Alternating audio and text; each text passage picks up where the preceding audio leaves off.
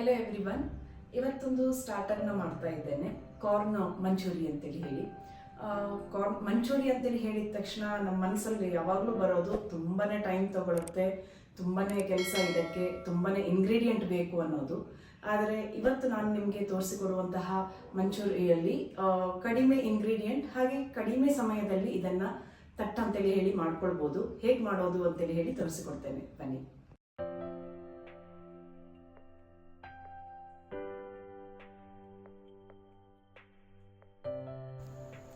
Baby corn manchurian ಮಾಡಲಿಕ್ಕೆ ಬೇಬಿಕಾರ್ನ್ಗಳನ್ನು ನಾನಿಲ್ಲಿ ಚಿಕ್ಕ ಚಿಕ್ಕದಾಗಿ ಪೀಸ್ ಮಾಡಿ ಇಟ್ಕೊಂಡಿದ್ದೇನೆ. ಕ್ರಾಸ್ ಆಗಿ ನಾನು ಕಟ್ ಮಾಡ್ಕೊಂಡಿದ್ದೇನೆ. ಇದು ತುಂಬಾ ಚೆನ್ನಾಗಿ ಕಾಣುತ್ತೆ. ಹಾಗಾಗಿ ಇವಾಗ ಇದನ್ನು ಬೇಯಿಸ್ಕೊಳ್ಬೇಕಾಗತ್ತೆ. ಒಂದು ಪ್ಯಾನಲ್ಲಿ ನೀರು, ಉಪ್ಪು ಮತ್ತು ಸ್ವಲ್ಪ ಅರಿಶಿಣವನ್ನು ಸೇರಿಸಿ ಈ ಕಟ್ ಮಾಡಿ ಇಟ್ಕೊಂಡಿರುವಂತಹ ಬೇಬಿಕಾರ್ನನ್ನು ಒಂದು 5 ನಿಮಿಷಗಳ ಕಾಲ ಚೆನ್ನಾಗಿ ಬೇಯಿಸ್ಕೊಳ್ಬೇಕು. ಇವಾಗ ಬೇಬಿಕಾರ್ನ್ ಚೆನ್ನಾಗಿ ಬೆಂದಿದೆ. ಇವಾಗ ನೀರನ್ನು ಸೋಸ್ಕೊಳ್ಳೋಣ.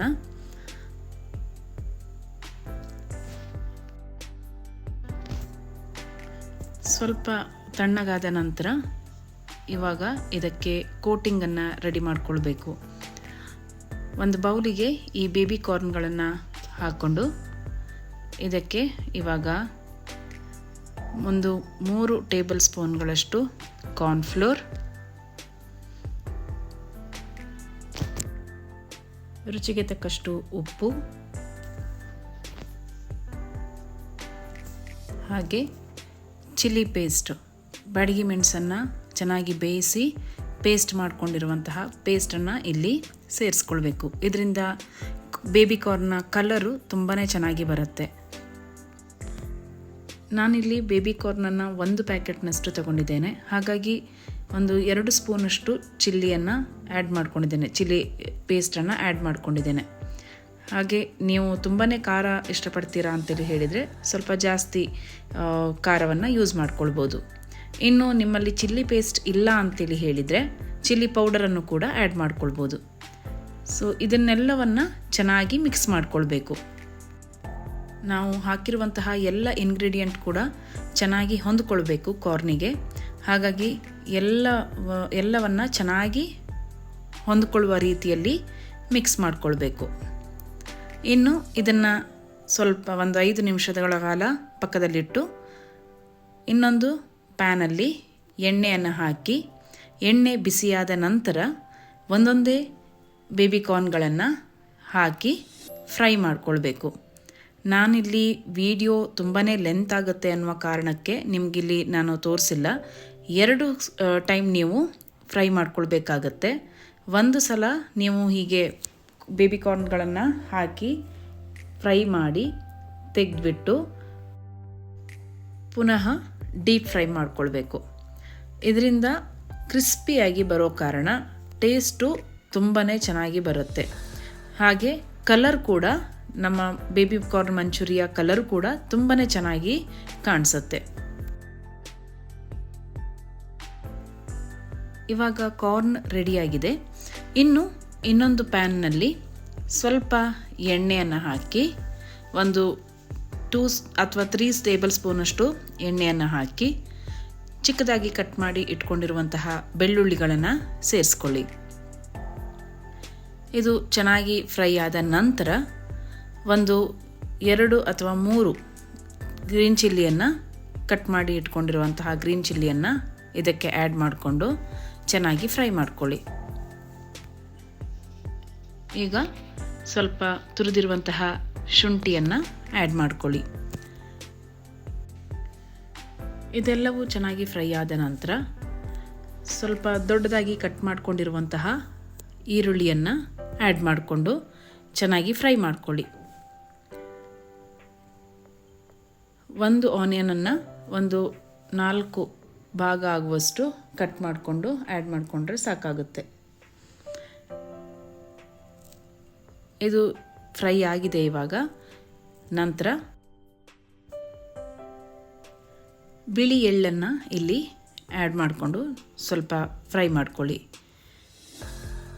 ಸ್ವಲ್ಪ ಬ್ರೌನಿಷ್ ಆಗುವವರೆಗೆ ಫ್ರೈ ಮಾಡಿಕೊಂಡ್ರೆ ಸಾಕಾಗುತ್ತೆ. ಇನ್ನು ಕಟ್ ಮಾಡಿ ಇಟ್ಕೊಂಡಿರುವಂತಹ ಕ್ಯಾಪ್ಸಿಕಮ್ಮನ್ನು ಆ್ಯಡ್ ಮಾಡ್ಕೊಳ್ಳೋಣ ಇದಕ್ಕೆ. ಇದು ಕೂಡ ಚೆನ್ನಾಗಿ ಫ್ರೈ ಆಗಬೇಕು. ಇದೆಲ್ಲವೂ ಚೆನ್ನಾಗಿ ಫ್ರೈ ಆದ ನಂತರ ಇಲ್ಲಿ ಪುನಃ 1 ಟೇಬಲ್ ಸ್ಪೂನಷ್ಟು ಚಿಲ್ಲಿ ಪೇಸ್ಟನ್ನು ಆ್ಯಡ್ ಮಾಡಿಕೊಳ್ಬೇಕು.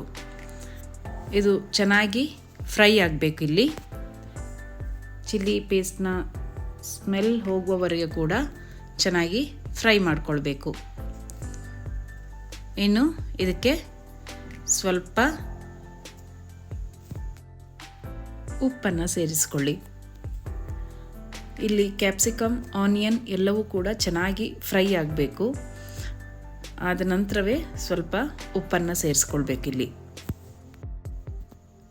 ಇನ್ನು 1 ಟೇಬಲ್ ಸ್ಪೂನಷ್ಟು ಕಾರ್ನ್ಫ್ಲೋರಿಗೆ ಸ್ವಲ್ಪ ನೀರನ್ನು ಸೇರಿಸ್ಕೊಂಡು ಲಿಕ್ವಿಡ್ ಆಗಿ ಮಾಡಿಕೊಂಡು ಅದನ್ನು ಇಲ್ಲಿ ಆ್ಯಡ್ ಮಾಡಿಕೊಳ್ಬೇಕು.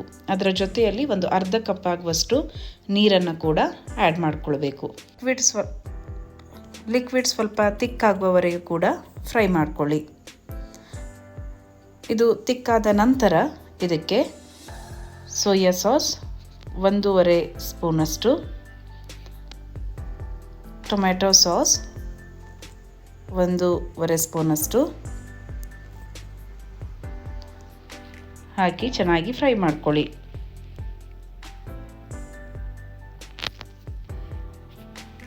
ಇದೆಲ್ಲವೂ ಕೂಡ ಚೆನ್ನಾಗಿ ಫ್ರೈ ಆದ ನಂತರ ಇದಕ್ಕೆ